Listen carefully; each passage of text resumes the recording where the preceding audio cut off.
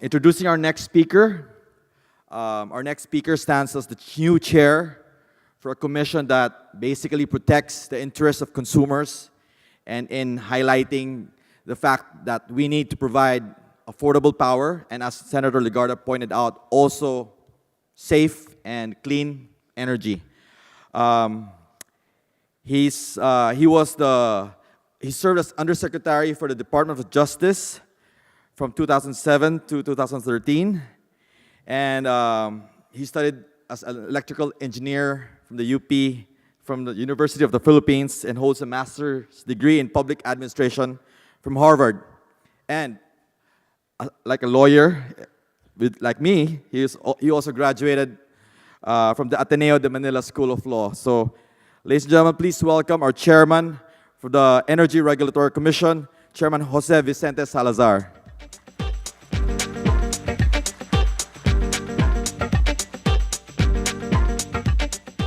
Thank you so much. Honorable Senator Legarda, Honorable Congressman Umali, other distinguished guests and participants, colleagues from the Philippine government, friends from the private sector, good morning. On behalf of the Energy Regulatory Commission, I thank the organizers of the Power and Electricity World Philippines 2016. Thank you for the opportunity to be part of this event and to share with you the prime movers and game changers in the regional power sector, the developments in and the directions being chartered by the Philippine electric power industry. Those among you who have been observing our power sector would know that its transformation has been significant, and this transformation has opened the doors wider for meaningful participation by the business sector, both local and international. I thank the organizers for the privilege of showcasing the gains of the sector. As I do so, I hope you will discover the many opportunities open to you to be part of and benefit from the transformation of the Philippine power sector. This event takes place amid interesting times in our country. You are all aware that the Philippines has just concluded our 2016 general elections. And as we all know, elections in this country are one of the most vibrant and most exciting among the democracies in the world. There is a reason for such vibrancy and excitement, and it is this. The world knows that the Filipino values the power of choice. The Filipino safeguards that power unless and nurtures it and uses it to define his future. The power of choice, that is the foundation of every Filipino's aspirations. It is interesting that the same power of choice has now come to define the direction of the ongoing reforms in the country's electric power sector. The exercise of that power of choice in this sector requires that the sector sustain its journey away from the dark ages of monopoly to a regime of transparency and competition. Those among you here who have observed the unfolding of the history of the Philippine power sector know and understand this. The journey has covered much distance since decisive reforms were initiated at the start of this millennium. By most indications, we are on target and clearly headed towards the goals set by the reform initiatives. At the core of the reforms is private sector entry and participation. It used to be that government mostly owned the assets and business of power generation, transmission, and distribution. Today, those assets are mostly in the hands of investors and the Philippines' biggest and most respected business organizations. They are in the hands of some 952 independent power producers and 26,678 self-generation facilities for the generation sector, 140 distribution utilities, 20 of which are private, and 120 are electric cooperatives, and 17 retail electricity suppliers. All in all, this sector involves some 27,788 electric power stakeholders, not to mention the millions of electricity consumers. Government's role today, which is done mainly through the Energy Regulatory Commission, is to ensure the adequate protection of consumer interest, to encourage market development, to penalize any abuse of market power, and to promote competition. Yes, to promote competition. Here's the fact. Competition is good. It is good for industry players. It is good for consumers. It is good for the country. More than ever, we see today the value of competition. Competition works. We intend to keep it that way.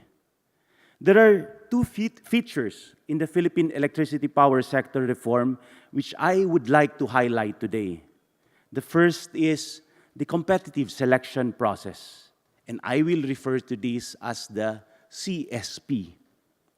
The second is retail competition and open access, and I will refer to this as ARCOA.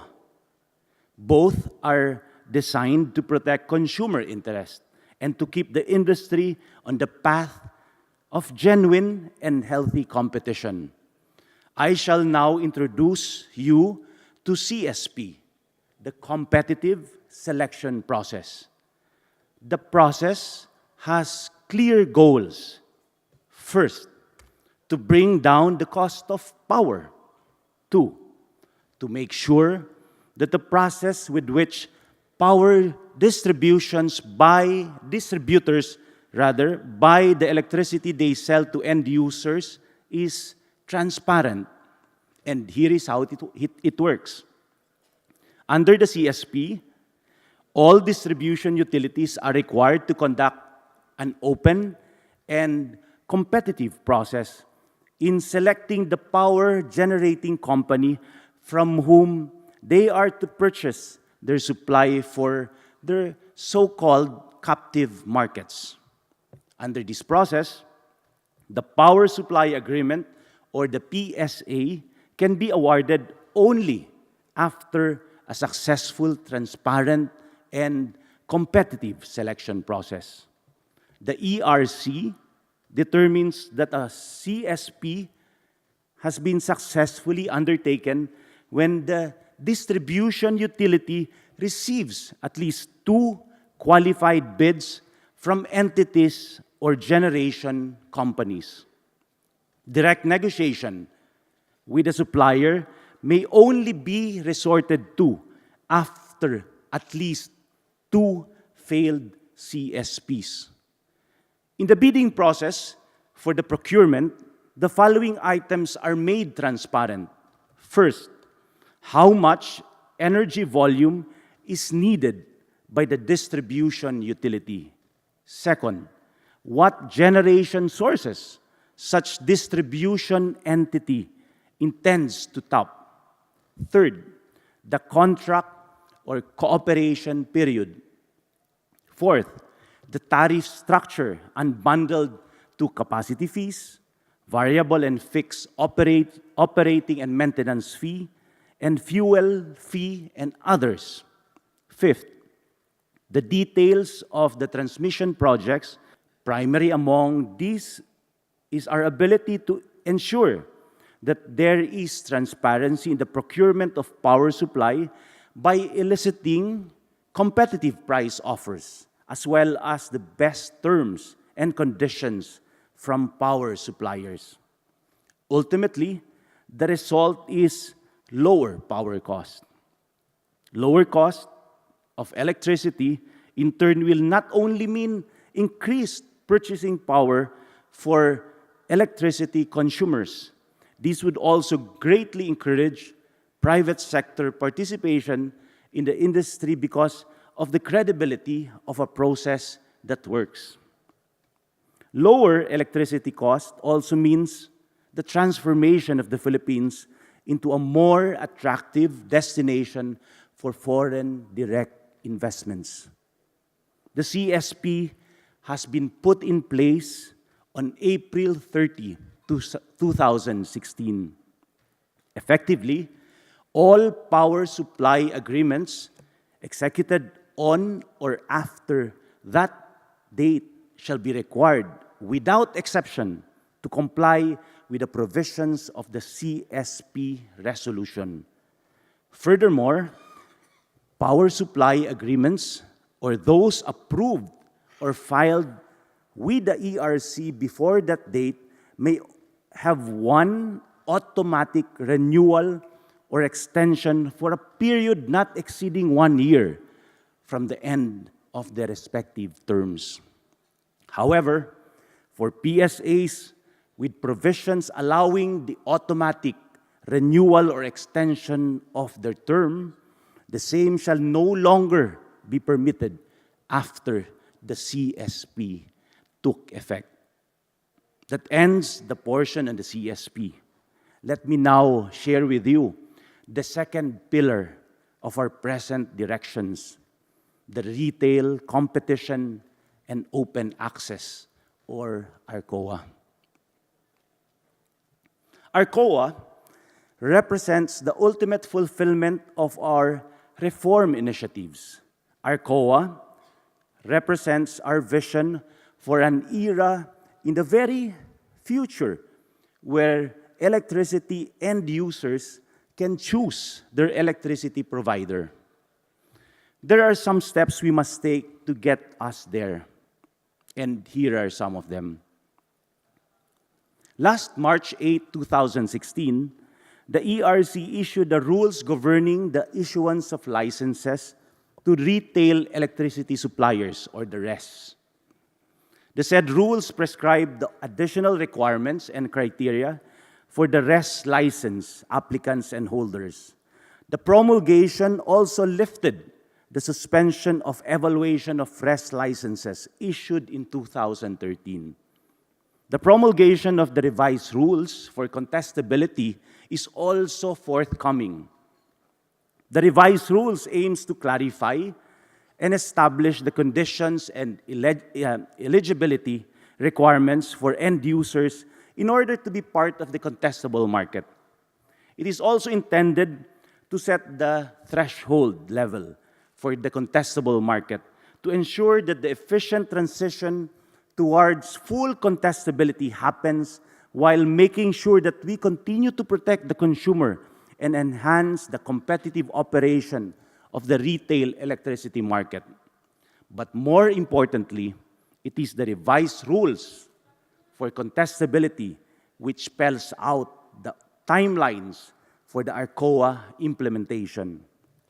With the adoption of the 2016 Retail Electricity Suppliers, or the RES rules, and the upcoming promulgation of the revised rules for contestability, the ERC deemed it appropriate to impose restrictions on the operations of distribution utilities and retail electricity suppliers in the competitive retail electricity market. The restriction will be covered by an ERC resolution which we shall release before the end of the week. And here are the modified restrictions on the operations of certain industry participants in the competitive retail electricity market. First, no distribution utility shall be allowed to engage in the supply of electricity to end users in the contestable market unless such supply is made in its capacity as a supplier of last resort. Second, all local RES or distribution utilities that are currently engaged in the supply of electricity to end users in their franchise area, in their respective franchise areas, shall wind up their business within 3 years from the effectivity of the rules. This means existing retail supply contracts, or RSC, entered into with their respective contestable customers shall remain valid until the expiration of said contracts, subject to the winding down period.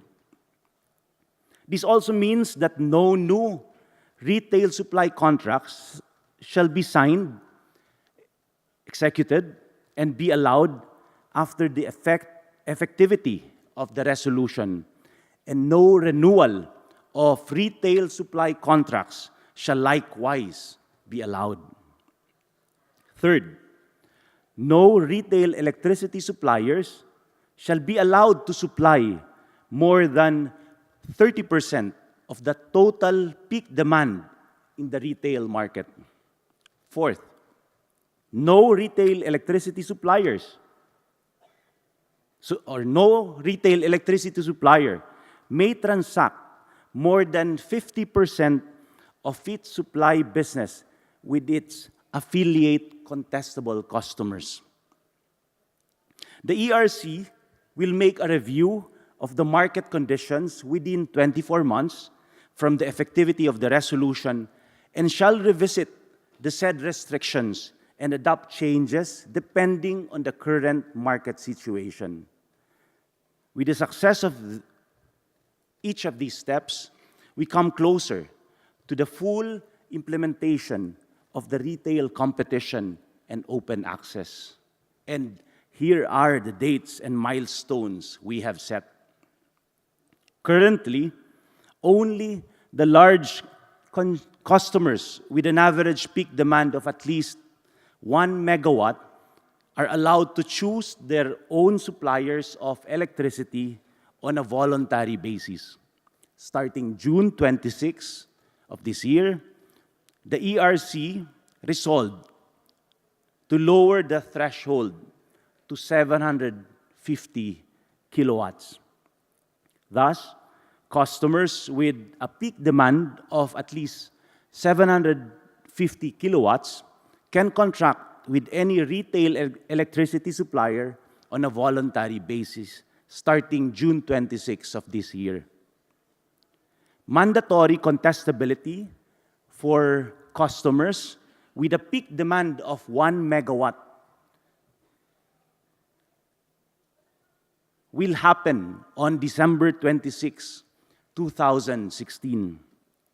For 750 kilowatt and above, mandatory contestability is scheduled to take place 6 months after or on June 26, 2017.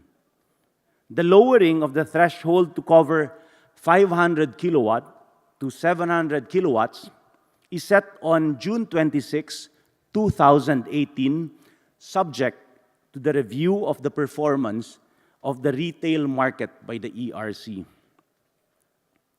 Retail aggregation is another aspect of retail competition which is seen to expand the array of choices available to consumers.